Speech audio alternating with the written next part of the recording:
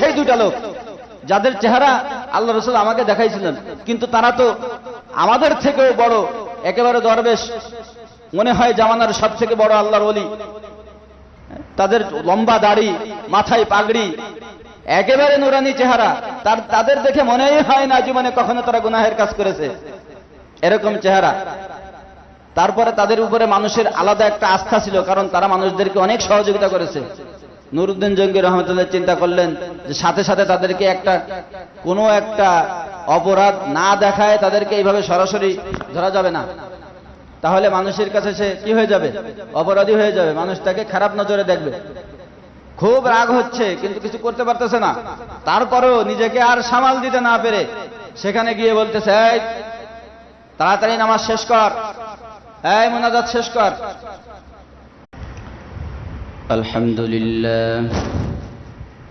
আলহামদুলিল্লাহ নাহমাদুহু ওয়া নাস্তাঈনুহু ওয়া নাস্তাগফিরুহু ونستغفره ونؤمن به ونتوكل عليه ونعوذ بالله من شرور أنفسنا من يهده الله فلا مضل له ومن يضلله فلا هادي له ونشهد أن لا إله إلا الله وحده لا شريك له ونشهد أن سيدنا ومولانا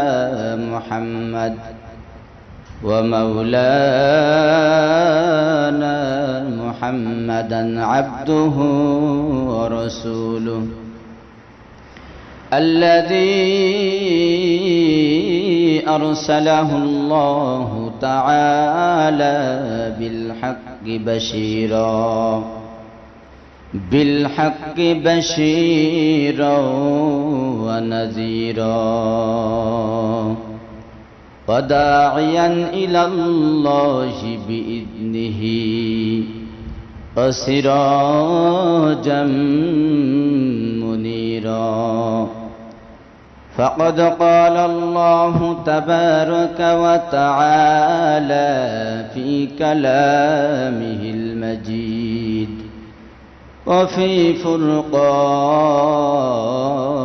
الحميد يا أيها الذين آمنوا ادخلوا في السلم كافة ولا تتبعوا خطوات الشيطان إنه لكم عدو مبين وقال سبحانه وتعالى وإذا لقوا الذين آمنوا قالوا آمنا وإذا خلوا إلى شياطينهم قالوا إنا معكم إنما نحن مستهزئون وقال تعالى في شان حبيبه إن الله وملائكته يصلون على النبي يا أيها الذين آمنوا صلوا عليه وسلموا تسليما সবাই আমার সঙ্গে জোরে জোরে দুরূদ ইব্রাহিম পড়েন اللهم صل على محمد وعلى آل محمد كما صليت على إبراهيم وعلى آل إبراهيم إنك حميد مجيد اللهم بارك على محمد وعلى آل محمد كما باركت على إبراهيم وعلى آل إبراهيم إنك حميد مجيد توحید کی امانات سینوں میں ہے ہمارا آسان نہیں مٹانا نام و نشاں ہمارا بلغ العلا بکمالہ کشف الدجى بجماله حسنت جميع خصاله صلوا عليه وآله सूरज ने दिया अपनी शुआ उनको ये पैगाम सूरज ने दिया अपनी शुआ उनको ये पैगाम दुनिया है अजब चीज़ कभी सुबह कभी शाम दुनिया है अजब चीज़ कभी सुबह कभी शाम दुनिया में हो दुनिया की तलबगार नहीं हो दुनिया में हो दुनिया की तलबगार नहीं हो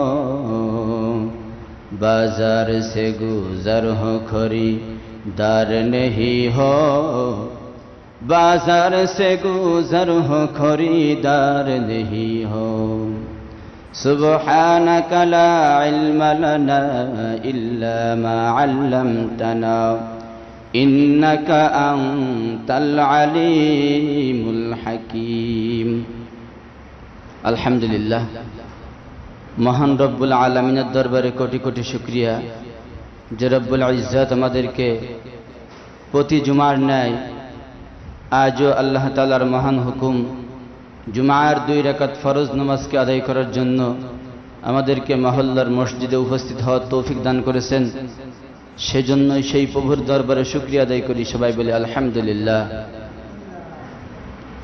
প্রকৃতপক্ষে আল্লাহ তাআলার ভালোবাসা মহব্বত না থাকলে দিনের কোনো একটা নেক কাজ করাও কারোর পক্ষে সম্ভব না আল্লাহ পাক রব্বুল আলামিন যদি কারোর প্রতি কুদরতি নেক দৃষ্টি না দেন আল্লাহ পাক রব্বুল আলামিন যদি কারোর প্রতি ভালোবাসার কুদরতি দৃষ্টি না দেন তাহলে সেই বান্দা নেক কাজ করতে পারে না তো সেই দৃষ্টিকোণ থেকে আমরা অবশ্যই গুনাহগার তারপরেও শত সহস্র গুনাহ করার পরেও আল্লাহ পাক রব্বুল আলামিন আমাদেরকে মহব্বত করে ভালোবেসে এই নেক কাজ করার তৌফিক দান করেছেন এজন্য এর দ্বারা বোঝা যায় যে অবশ্যই আল্লাহ পাক রব্বুল আলামিন আমাদেরকে ভালোবাসেন মহব্বত করেন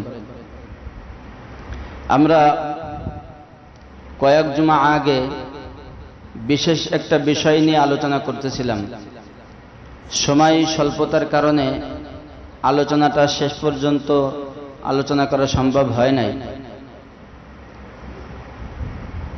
সেই আলোচনা শুরু করার আগে একটা কথা আমার বারবার মনে পড়তেছে সেটা হলো বর্তমানে রাস্তাঘাটে চলতে গিয়ে সব থেকে বেশি কষ্টের যে শিকার হতে হয় আমাদের বিশেষ করে যারা একটু গুনাহ থেকে বেঁচে থাকার চেষ্টা করে কথা কি বুঝতেছেন আওয়াজ ক্লিয়ার আছে না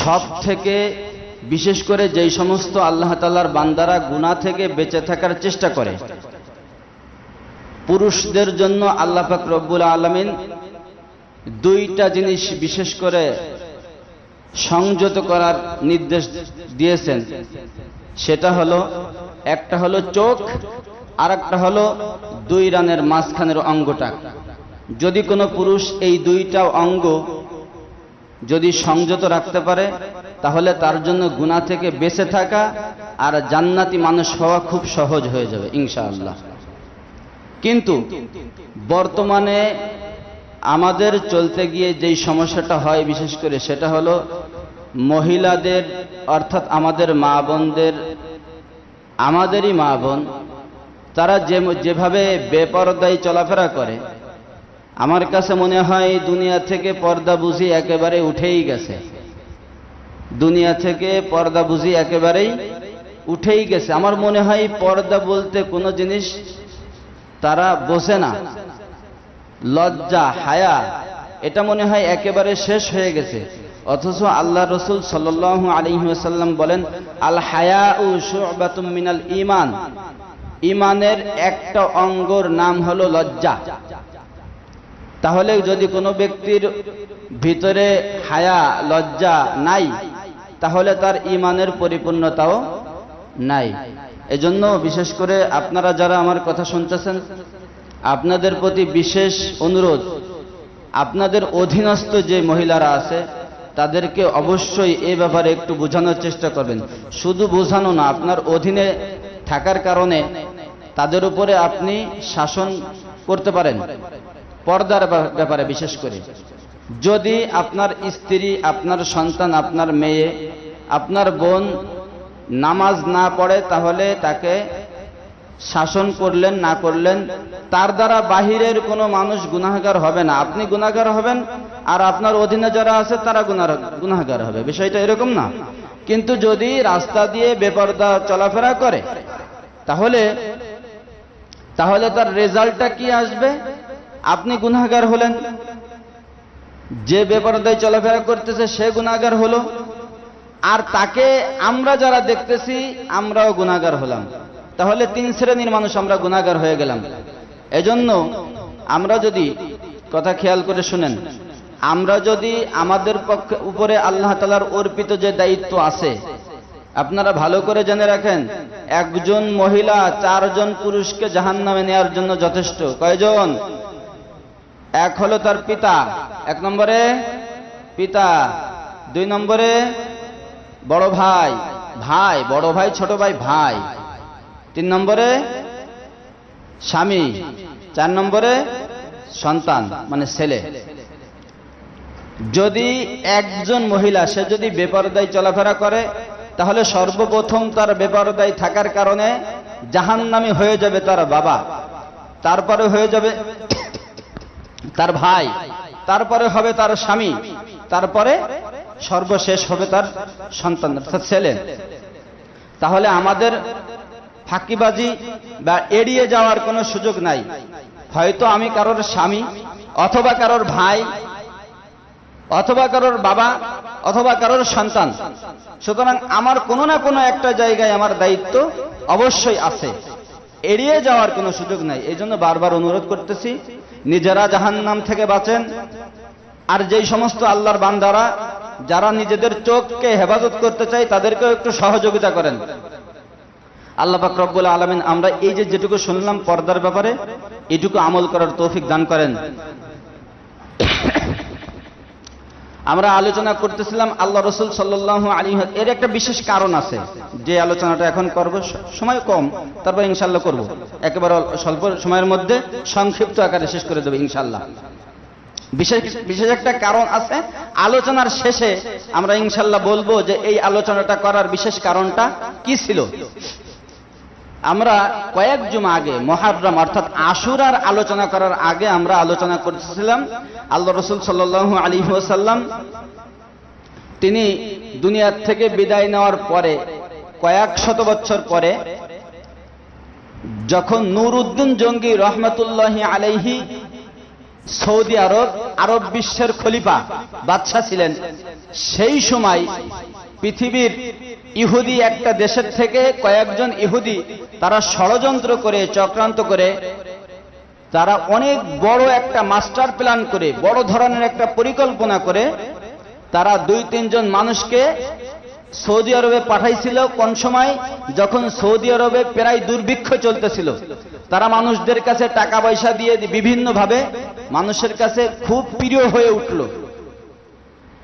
তো এমন অবস্থায় আল্লাহ রাসূল সাল্লাল্লাহু আলাইহি ওয়াসাল্লাম নুরউদ্দিন জঙ্গি রহমাতুল্লাহি আলাইহি, যিনি নাকি তৎকালীন আরব বিশ্বের বাদশা ছিলেন, খলিফা ছিলেন, তাকে স্বপ্নে দেখাইলো।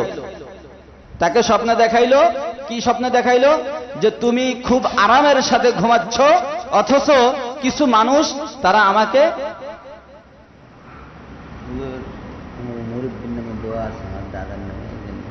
আচ্ছা, অথচ কিছু মানুষ তারা আমাকে নিয়ে চলে যাচ্ছে। এই বিষয়টা নুরউদ্দিন জঙ্গি, কথাকে বুঝতেছেন?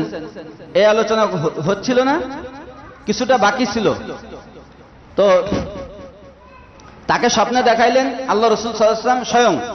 স্বপ্নে দেখানোর পরে তিনি সাথে সাথে তার ঘুম ভেঙে গেল। কার? আরব বিশ্বের খলিফা বাদশাহ নুরউদ্দিন জঙ্গি রহমতুল্লাহ আলাইহি। তার ঘুম ভেঙে গেল। সে ঘুম থেকে জেগেই পেরেশান, হাই হাই, আল্লাহ রাসূল আমাকে কি স্বপ্নে দেখাইলো? আল্লাহ রাসূল তো এই যে মদিনায়, হ্যাঁ, মসজিদে নববীর পাশে তাকে দাফন করা আছে, তার রওজা, এখান থেকে তাকে কে নিয়ে যাবে আর কিভাবে নেবে? তো তিনি ওদিন মোটামুটি পেরেশানির মধ্যে দিয়ে কাটালেন। তারপরে দ্বিতীয় দিন আবার তাকে স্বপ্নে দেখালেন আল্লাহ রাসূল।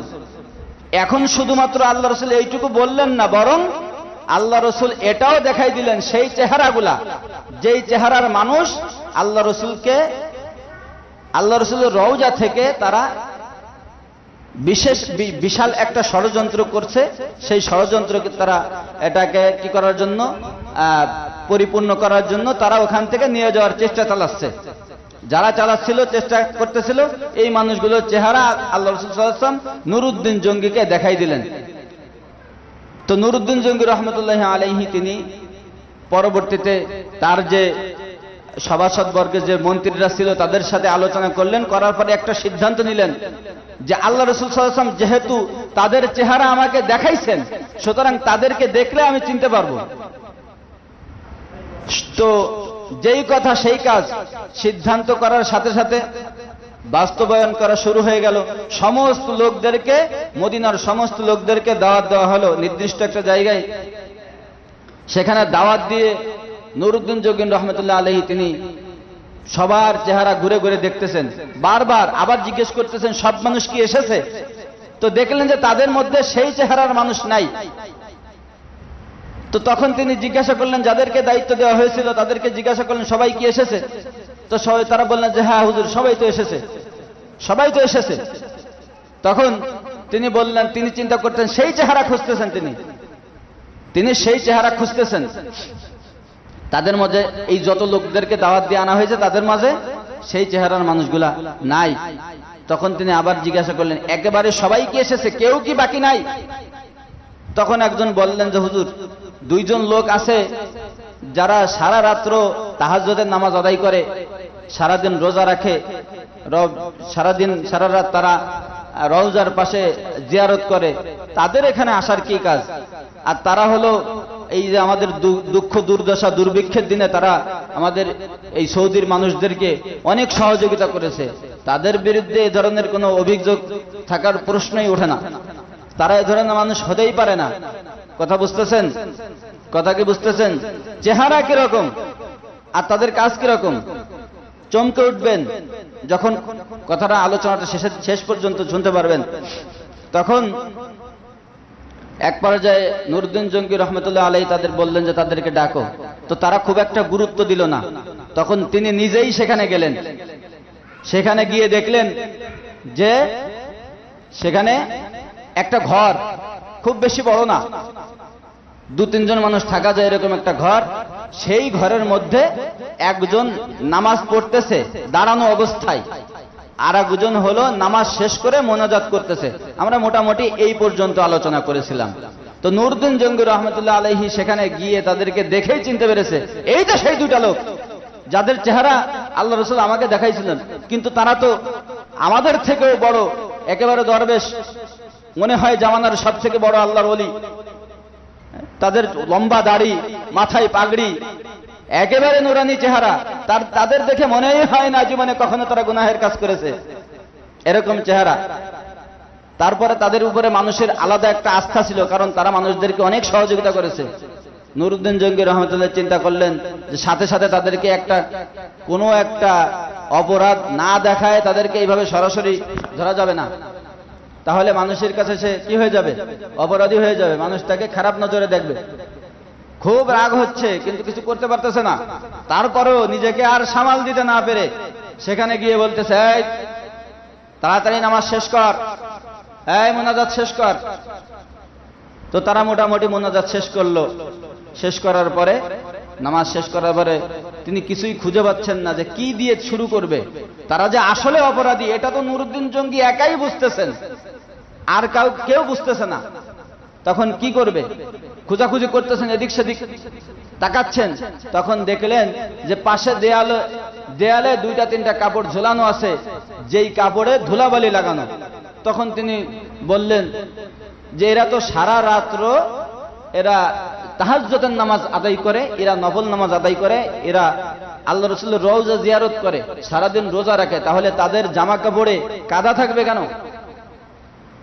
এরপরে তিনি আরো কিছু খুঁজলেন, চিন্তা করতেছেন যে কিছু তো একটা আছে।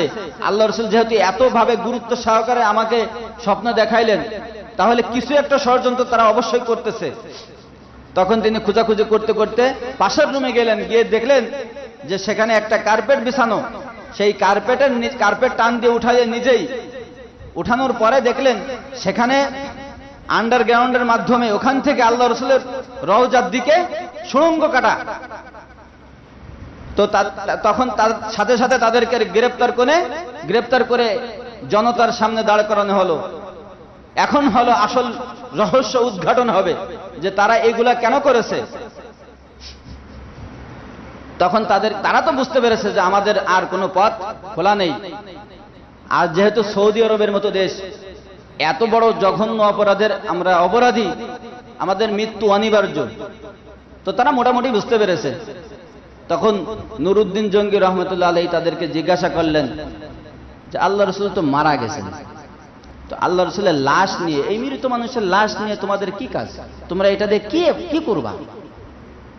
তখন তারা বলতেছে যে আপনাদের কাছে এটা শুধুমাত্র একটা লাশ, যিনি এখন থেকে অনেক বছর আগে মারা গেছেন, কিন্তু তিনি একটা কথা বলে গেছিলেন যে তিনি হায়াতুন নবী।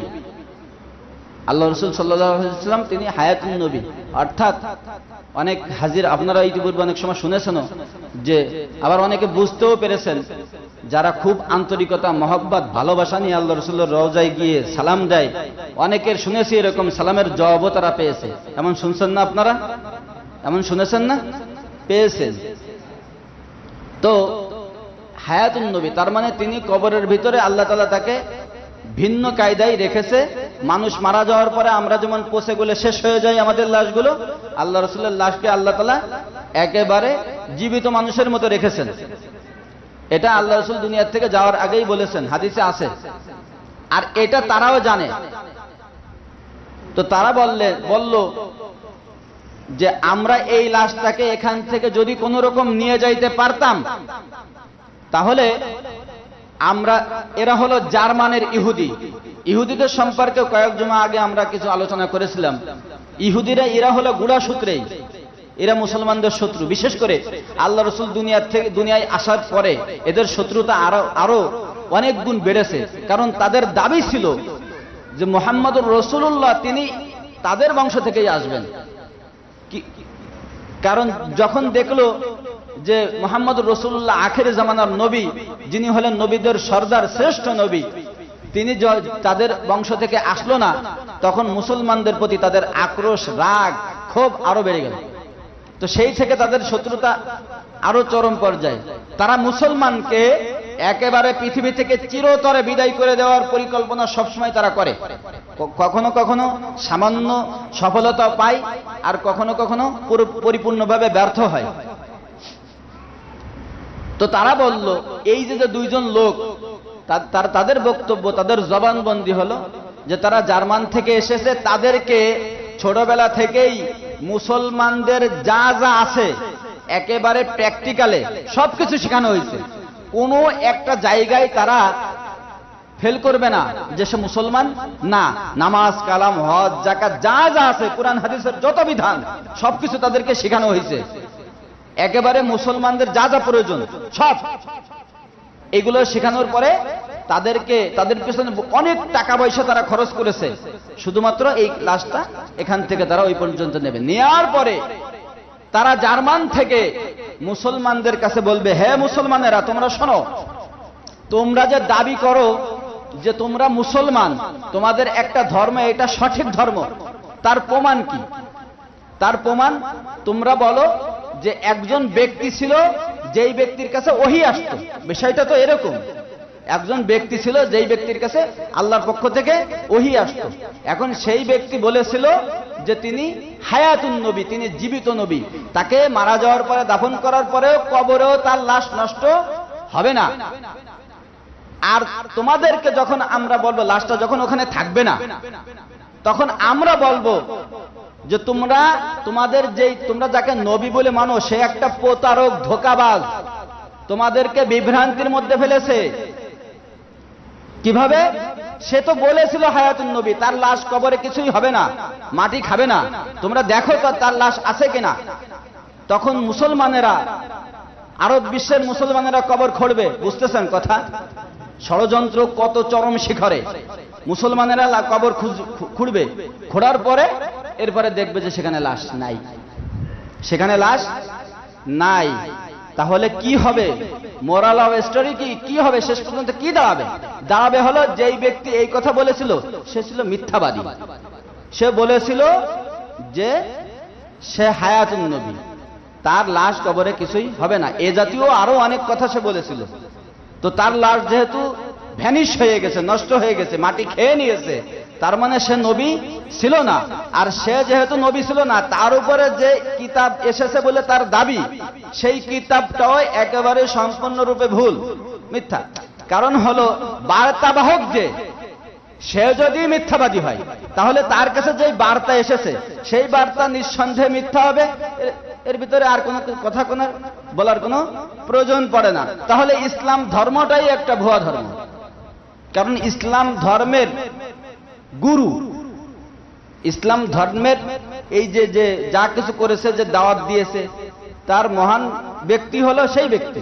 আর সে যখন মিথ্যাবাদী তাহলে ইসলাম ধর্মের কোনো অস্তিত্বই থাকে না। আচ্ছা, এটা করে তাদের লাভ কি? এটা করে তাদের লাভ হলো পৃথিবীর বুক থেকে মুসলমানদেরকে তারা একবারে, কারণ যখন মুসলমানদের নবীকে তারা মিথ্যাবাদী প্রমাণ করতে পারবে, তখন সমস্ত মুসলমান তাদের ভিতরে একটা বিষয় কাজ করবে যে তা আসলে তো এমন হতে পারে, যেহেতু আল্লাহ রাসূল বলেছিলেন, উলামায়ে কিরাম বলেন যে তিনি হায়াতুন নবী, তার কথা তো সত্য হলো না, তার কবরে তার লাশ নাই, তাহলে তার এই কথাটা মিথ্যা। তাই এই কথাটা মিথ্যা মানে তার সব কথাই মিথ্যা। তার উপরে যে কোরআন অবতীর্ণ হয়েছে এটাও মিথ্যা। একেবারে একটা মুসলমান জাতিকে সমূলে ধ্বংস করার একটা সুন্দর একটা চক্রান্ত তারা করেছিল। তাদের বক্তব্য হলো, আর হয়তো 2-3 সপ্তাহ আমরা যদি ওখানে ঘুরতে পারতাম তাহলে হয়তো আমরা খুব সহজে লাশটা বের করে নিয়ে যাইতে পারতাম। কিন্তু আমাদের সমস্যা হচ্ছিল, আমরা যখনই 2-3 সপ্তাহ ধরে আমরা বারবার অপেক্ষা করতে চেষ্টা করতেছি, ওখানে যাচ্ছি, যাওয়ার পরে ওখানে আমরা তো ছোট অস্ত্র ওর ভিতর দিয়ে যাই মাটি খোঁড়ে, তো ওখানে আমরা ছোট অস্ত্র দিয়ে অল্প অল্প করে মাটি খুঁড়তেছে কয়েক বছর ধরে, 1 দিন 2 দিন না। তাদের দাবি হলো প্রায় 3-4 বছর ধরে তারা করতেছে। তো তারা বলতেছিল যে যখন আমরা খুঁড়তে যাই তখন ওখানে বিকট আওয়াজ হয়, যেই কারণে আমরা সামনে এগোইতে পারতেছিলাম না। তারপরে এই হলো বাস্তবতা। তো এটা তো ওই সময় ছিল। এখন এটা বলার কারণ কি? কারণ হলো যে ওই সময় তারা এক ধরনের চক্রান্ত করতেছিল, এক ধরনের ষড়যন্ত্র। তাদের ষড়যন্ত্র কিন্তু এখনো শেষ হয়ে গেছে, বিষয়টা এরকম না। তাদের ষড়যন্ত্র, তাদের পরিকল্পনা, মুসলমানকে দুনিয়ার থেকে বিদায় করে দেওয়ার যে পরিকল্পনা, তাদের এই পরিকল্পনাটা অব্যাহত আছে, চলতে আছে। বিষয়টা কিরকম? 1-1.5 মিনিটে একটা গল্প বলি। একজন হাজী সাহেব, কথা বলবেন না, শুনেন মনোযোগ দিয়ে।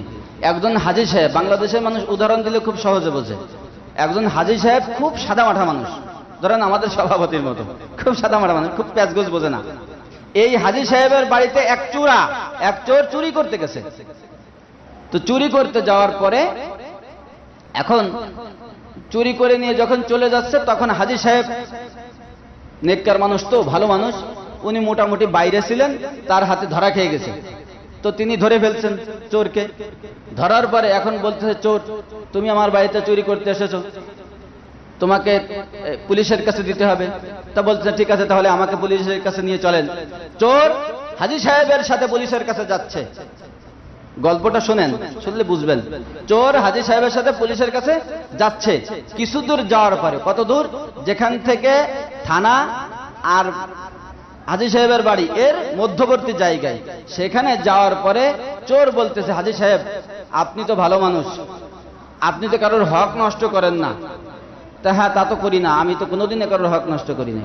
তো আমি গরিব মানুষ, একটা পর্যায়ে অর্থের অভাবে চুরি করতে এসেছি, তাই বলে কি আপনি আমার হক নষ্ট করবেন?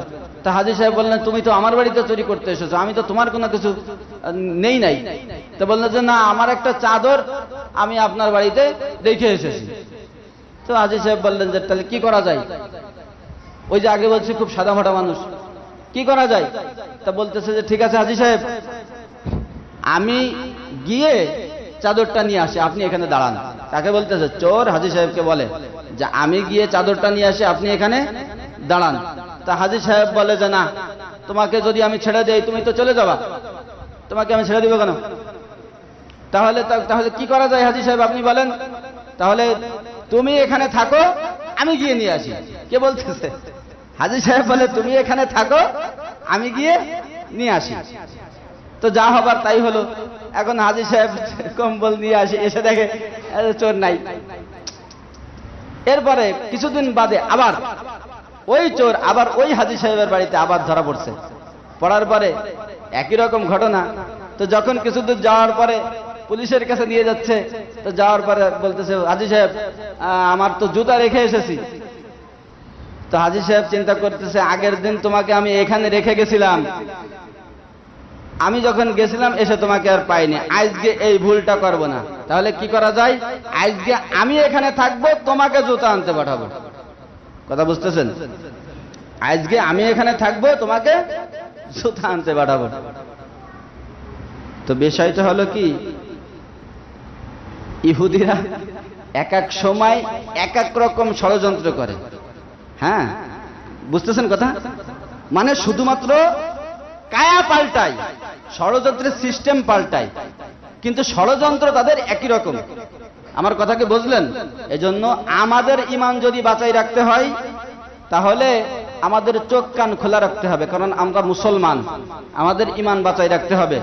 তা যদি না হয় তাহলে হাসরের ময়দানে জাহান্নামীদের তালিকাভুক্ত হয়ে যাব আমি। এজন্য আল্লাহ পাক রব্বুল আলামিনের কাছে দোয়া করি এবং চেষ্টা করতে হবে, আল্লাহ পাক রব্বুল আলামিন আমাদেরকে যেন সর্ব হালতে সব সময় ঈমানের হালতে থাকার তৌফিক দান করেন। আর যখন আমাদের সময় শেষ সময় ঘনিয়ে আসে তখন যেন ঈমানের সাথে মৃত্যু দান করেন। সকলে বলে আমিন। আর এই যা কিছু আলোচনা করা হলো, এখান থেকে যা কিছু বুঝার আছে এটাকে বুঝে বাস্তব জীবনে আমল করার তৌফিক দান করেন। সকলে বলে আমিন।